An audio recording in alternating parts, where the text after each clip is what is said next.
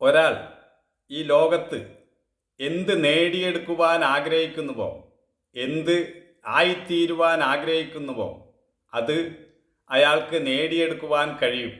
പക്ഷേ അതിനുള്ള പ്രയത്നം നമ്മുടെ ഭാഗത്തു നിന്നും ഉണ്ടായിരിക്കണം. ചെറിയ ചെറിയ കാര്യങ്ങളാണ് നമ്മൾ ഈ ലോകത്ത് നിന്നും നേടിയെടുക്കുവാൻ ആഗ്രഹിക്കുന്നുവെങ്കിൽ ചെറിയ പരിശ്രമം മതിയാകും.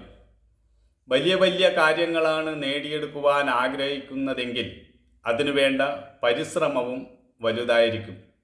ഒരാൾ IAS നേടിയെടുക്കുവാൻ ആഗ്രഹിക്കുകയാണെങ്കിൽ അതിനുവേണ്ട സ്വഭാവ രൂപീകരണവും വ്യക്തിത്വവും കഴിവും അറിവുമെല്ലാം അയാൾ സ്വയം ആർജിച്ചെടുക്കണം.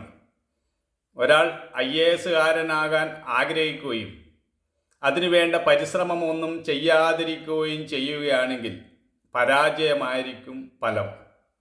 ഈ ലോകത്ത് ആരെങ്കിലും ഉന്നത സ്ഥാനത്ത് എത്തിയിട്ടുണ്ടെങ്കിൽ അത് അയാളുടെ കഠിന പ്രയത്നത്തിൻ്റെ ഭാഗമാണ്. പ്രയത്നമില്ലാതെ ഒന്നും അങ്ങനെ ലഭിക്കത്തില്ല.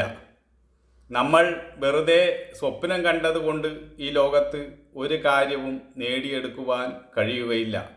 നമ്മുടെ ലക്ഷ്യം തികവുറ്റതാണെങ്കിൽ മാർഗവിഘ്നങ്ങളെല്ലാം നമുക്ക് ആ സമയത്ത് വഴിമാറിത്തരും. ഒരു കഴിവുമില്ലാത്തവരായി ഈ ലോകത്ത് ആരും തന്നെ ഇല്ല. എല്ലാവർക്കും ഓരോ തരത്തിലുള്ള കഴിവുകളുണ്ട്. തൻ്റെ കഴിവുകൾ സ്വയം വികസിപ്പിച്ചെടുക്കേണ്ട ഉത്തരവാദിത്തം ഓരോരുത്തർക്കും തന്നെയാണ്. നാം ആ കഴിവ് ഉപയോഗിക്കാതെ സമയം നഷ്ടപ്പെടുത്തിയാൽ അതിൻ്റെ നഷ്ടം നമുക്ക് തന്നെയാണ്. ഈ ലോകത്ത് എല്ലാവർക്കും ഒരു ദിവസം 24 മണിക്കൂർ സമയമേ ഉള്ളൂ. ആ സമയം എങ്ങനെ ഉപയോഗിക്കുന്നു എന്നതാണ് പ്രധാനമായ കാര്യം. ഓരോരുത്തരും തൻ്റെ അഭിരുചിയും കഴിവുമനുസരിച്ച് വളർന്ന് മുന്നോട്ട് വരേണ്ടത് അവരവരുടെ തന്നെ ഉത്തരവാദിത്തമാണ്. ചിലർക്ക് സമൂഹത്തിൽ കൃഷി ചെയ്യുവാനായിരിക്കും താല്പര്യം, അവർ അതിലൂടെ ഉയരണം. ചിലർക്ക് സയൻറ്റിസ്റ്റ് ആകാനായിരിക്കും ആഗ്രഹം, അവർ അതിലൂടെ ഉയരണം. ചിലർക്ക് ബിൽഡിംഗ് പണി ചെയ്യുവാനായിരിക്കും ആഗ്രഹം, അവർ അതിലൂടെ ഉയരണം. ചിലർക്ക് പൈലറ്റ് ആവാനായിരിക്കും ആഗ്രഹം, അവരതിലൂടെ ഉയരണം. ഒരു ജോലിയും ചെറുതോ വലുതോ അല്ല. ഒരു സമൂഹത്തിൽ എല്ലാവരും വ്യത്യസ്തമായ ജോലികൾ ചെയ്യുമ്പോഴാണ് സമൂഹത്തിൻ്റെ കാര്യങ്ങളെല്ലാം നടന്നു പോകുന്നത്. എല്ലാവരും ഒരു ജോലി മാത്രം ചെയ്യുകയാണെങ്കിൽ സമൂഹത്തിൻ്റെ നിലനിൽപ്പ് തന്നെ അപകടത്തിലാകും.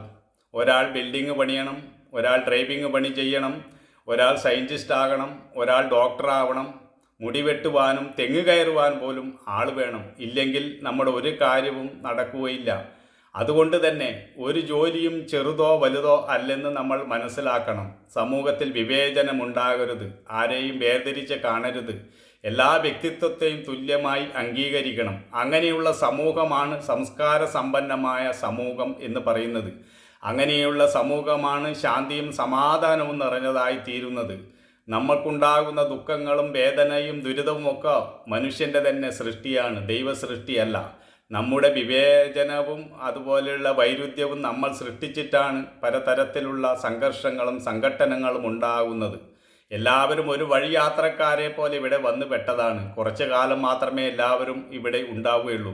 ആ കാര്യം മനസ്സിലാക്കി ഒരാളും മറ്റൊരാളെ കുറ്റപ്പെടുത്താതെ വെറുപ്പിക്കാതെ എല്ലാവരും എല്ലാവർക്കും വേണ്ടി സമൂഹത്തിൽ ഒന്നിച്ച് മുന്നോട്ട് പോകുമ്പോഴാണ് ആ സമൂഹം സ്വർഗമായി തീരുന്നത്.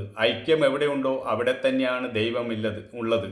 ഐക്യമില്ലെങ്കിൽ അവിടെ ദൈവവുമില്ല. ഈ യാഥാർത്ഥ്യം മനസ്സിലാക്കി പരസ്പര ഐക്യത്തോടുകൂടി മുന്നോട്ട് പോകുമ്പോൾ ആ സമൂഹത്തിൽ സംഘർഷങ്ങളില്ലാതെ ശാന്തിയും സമാധാനവും നിറഞ്ഞ ഒരന്തരീക്ഷം എന്നും സംജാതമാകും.